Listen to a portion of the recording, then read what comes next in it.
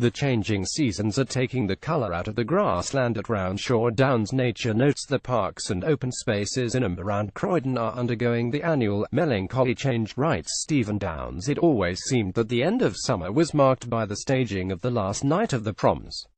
The nights are drawing in noticeably early in the evening now. Another harbinger of the arrival of autumn came last weekend with the first matches in the local club rugby season. And since I've been walking the dog on Roundshaw Downs, the appearance of Sussex cattle in the paddocks is another marking of the change of season.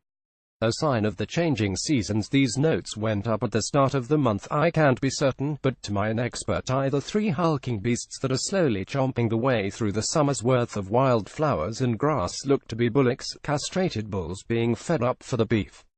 Christmas is coming, the cattle are getting fat. The notices around the paddocks went up a couple of weeks ago, and these three brown bullocks seem very calm and content with the lot, though I hope others heed the signs and keep the dogs on a lead in the cattle enclosure to reduce any chance of the livestock being worried by uncontrolled pets, as happened to some unfortunate sheep in Happy Valley recently. The Downlands project has cattle dotted around Croydon, including down at Coulsdon and Chipstead, where they also use goats and sheep to graze the open space to help, over time, bring the landscape into the sort of pastoral form it might have been 100 years ago. The Downlands project has Sussex cattle grazing all over Croydon, including close to the town centre at Roundshaw. It is certainly working tremendously well, creating a wildlife haven which is constantly changing with the seasons. Yesterday, I almost stood on a kestrel. Distracted for a moment, the next thing I knew a bundle of burnished and bronze feathers was fluttering up in front of me, no more than an arm's length away, before stretching its wings and taking to the air away from the pathway in a wondrous arc of power and grace and speed. My guess is that I must have disturbed it while it was enjoying a kill, but its camouflage certainly worked well until the point where it felt it had to take to the air.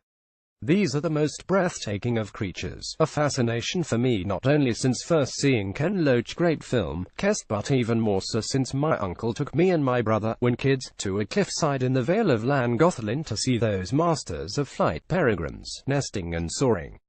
Kestrel sightings are common on Roundshaw, and now these airborne speedsters can be watched, in a natural habitat, just 10 minutes from Croydon town centre.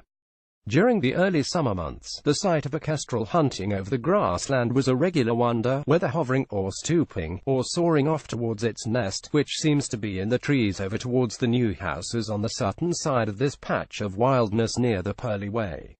On occasions, it would go about its business oblivious to human presence, even if I was standing less than 20 yards away. Then, a couple of weeks ago, we spotted two kestrels together, one perched on a fence post, the other flying nearby. It was all too quick for me to get a camera ready, or close enough to record. But Peter Alfrey, a locally based ornithologist, advises that adult kestrels never hunt together. This pair must, then, be this year's successful brood of chicks. Let's hope that there's plenty of prey in the rewilded Roundshaw to see them flourish through the autumn. Not that it is left entirely to its own devices. There's much volunteer time and effort to make sure they put the wild into this wilderness. First, there was a team of 6 conservation volunteers strolling around the paddock with large plastic bags, literally flower picking.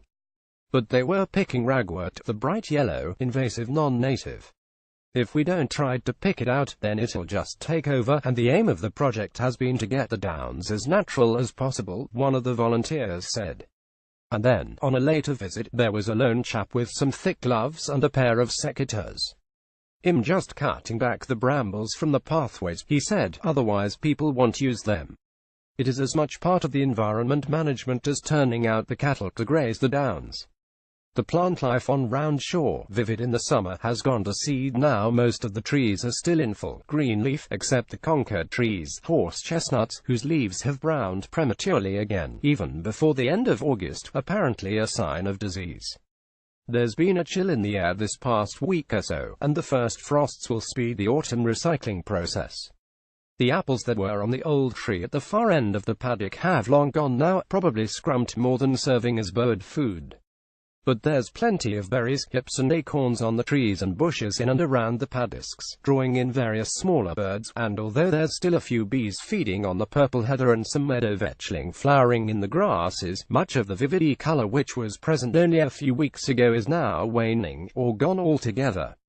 The cattle feasting on the downland grasses are just another sign that there's a seasonal change, and it's all there for us to enjoy on our doorstep.